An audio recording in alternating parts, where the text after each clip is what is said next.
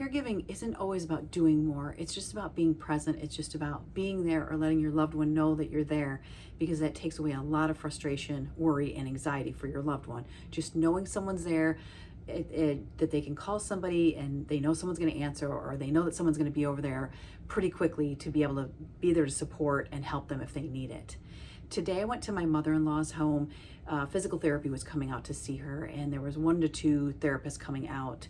And my father-in-law was actually going out to lunch with a friend, because our caregivers, they need a break. They need a day off. They need hours off. They need to just go get the groceries, or they need to go out to lunch with a friend or a family member. They just need a break, and we need to give that to them and ensure that. And today when I found out the physical therapy was coming over, I found out my father-in-law was leaving. So I didn't want my mother-in-law to be alone at the house. So I just wanted to kind of make sure that she was safe.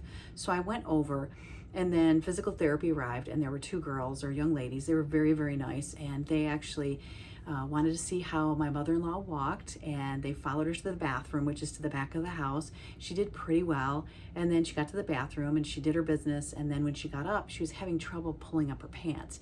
So my father-in-law usually helps her with that. He always follows her into the bathroom, helps her with everything. And she couldn't do it. And when she started to pull up her pants, she started tilting backwards. Well, thank goodness the physical therapist stepped in with their little capes on to the rescue, and they helped her so she didn't fall, because if nobody was there or if she didn't have any help there, she would have fallen and probably hit her head on the toilet. So we have to prevent and make our loved ones feel safe and just be safer without having injuries and going back and forth to hospitals and rehabs and all of that crazy stuff, right? We don't want our mom and dad to suffer that anxiety and that stress, or the pain of falling and the pain of injury. Both therapists were just wonderful, and they just kind of reminded us, your mother-in-law really shouldn't be alone in the house. And I'm like, I know. And it's very hard, because, sometimes a couple minutes is okay, but then that's when, accidents happen. We never know when accidents are going to happen, or emergencies, right? I mean, you just want to make sure that you plan ahead and have a system in place so that your loved ones are taken care of.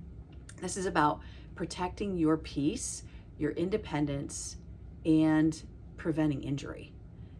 Peace of mind, so that nothing's going to happen, because she's not going to be alone. Independence, keeping mom's independence as much as possible, right? You want to make sure she can do these things as much as she possibly can by herself.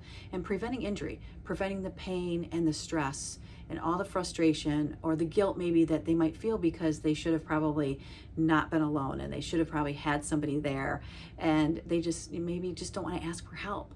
But just keep reminding them in a gentle way. There's always someone here to help. We have someone to help. Just let us know and we'll be over, or somebody else will be over.